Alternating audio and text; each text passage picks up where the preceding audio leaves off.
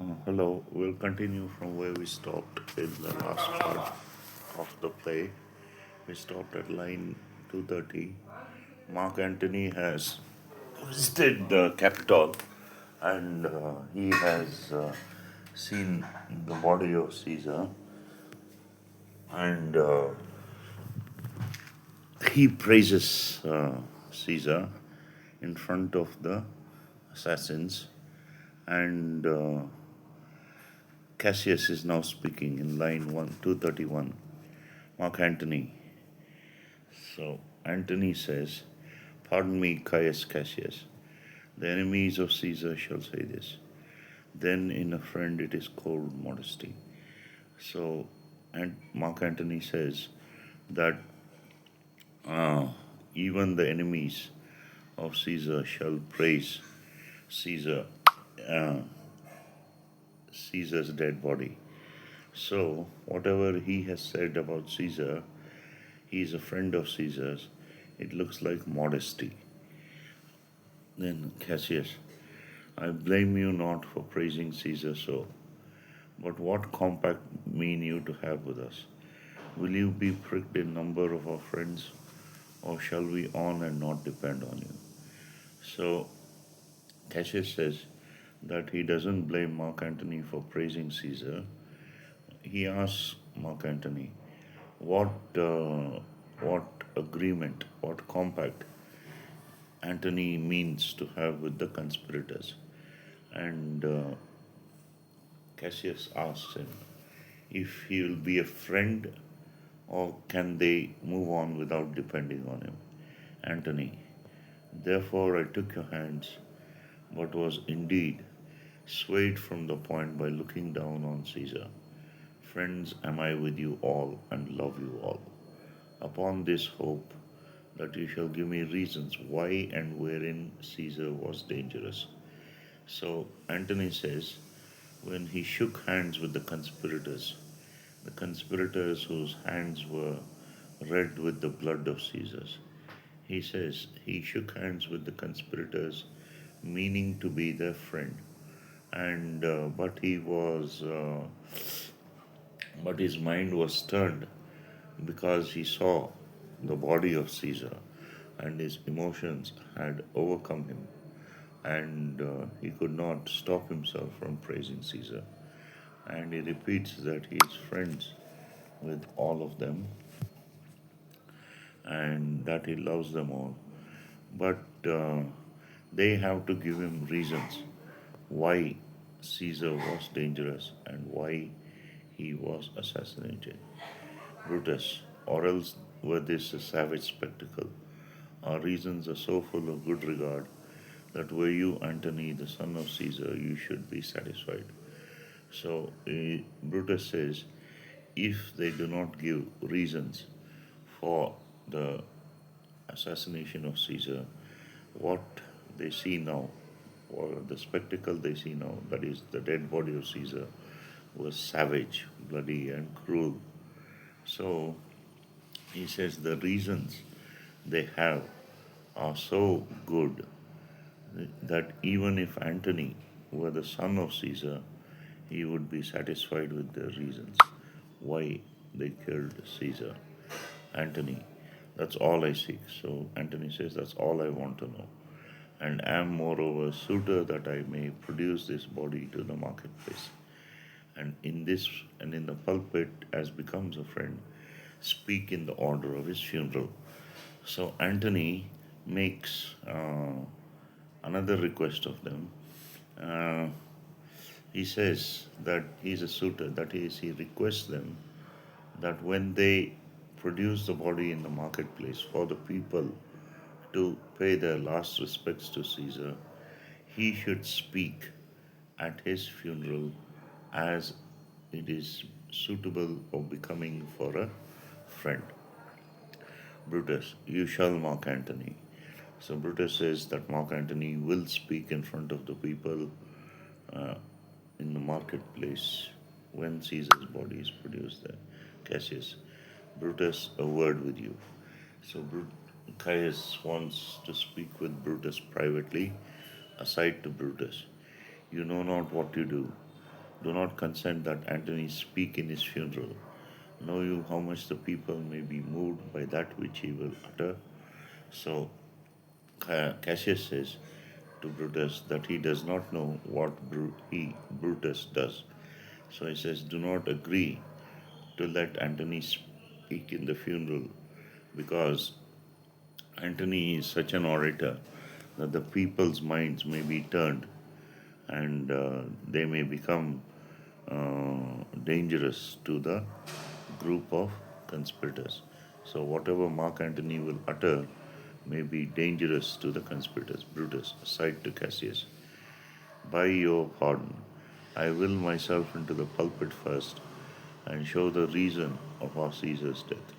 So, Brutus says, excuse me, Cassius, I will go into the speaker's podium, the pulpit first, and then I will show the reasons for Caesar's death. What Antony shall speak, I will protest. He speaks by leave and by permission, and that we are contented Caesar shall have all true rights and lawful ceremonies. It shall advantage more than do us wrong. So Brutus says that he will tell the people that Antony has the conspirators' permission to speak at the funeral, and Caesar will have all true, honorable burials, burial, and he says by doing this, by letting Antony speak at Caesar's funeral, it will be more advantageous to the conspirators than it than dangerous. So Cassius, I know not what may fall. I like it not. So Cassius says he does not know what will happen, and he doesn't like it. So Brutus, Mark Antony, here take you Caesar's body. You shall not in your funeral speech blame us, but speak all good you can devise of Caesar, and say you do it by our permission. Else you shall not have any hand at all about his funeral. So Brutus lays down a condition that Mark Antony will take Caesar's body, and in his funeral speech he will not blame the conspirators, but he can only speak all the good he can of Caesar, and he has to uh, tell the people that he does it by their permission, by the conspirators' permission. Uh, Otherwise, he will have no part to play in the funeral of Caesar. And you shall speak in the same pulpit whereto I am going after my speech is ended. So Brutus tells Mark Antony that Antony will speak in the same pulpit where Brutus is going to speak, and Mark Antony is going to speak after Brutus's speech is ended. Antony, be it so, I do desire no more. So Antony says, let it be so. He doesn't want anything else.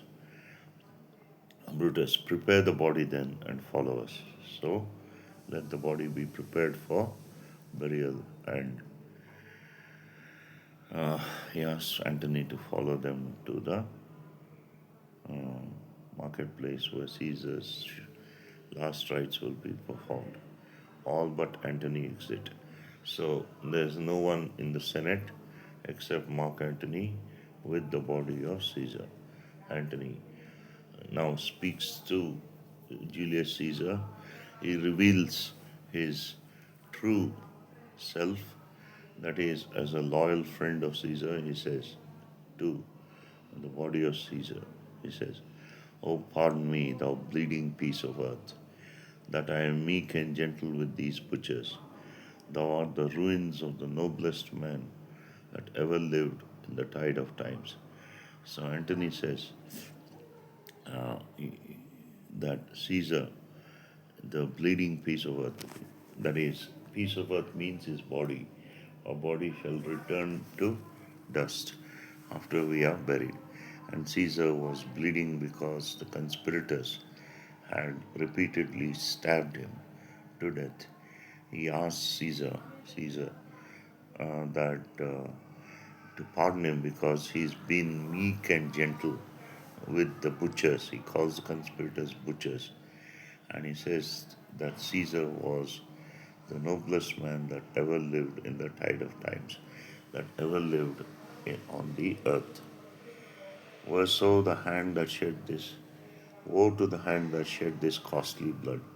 So Antony says that whoever shed the costly blood of Caesar will end in grief.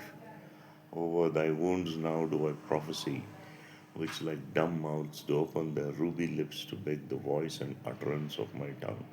So he says that over the wounds on Caesar's body, he now is going to prophesy. Prophesy means foretell what is going to happen in the future.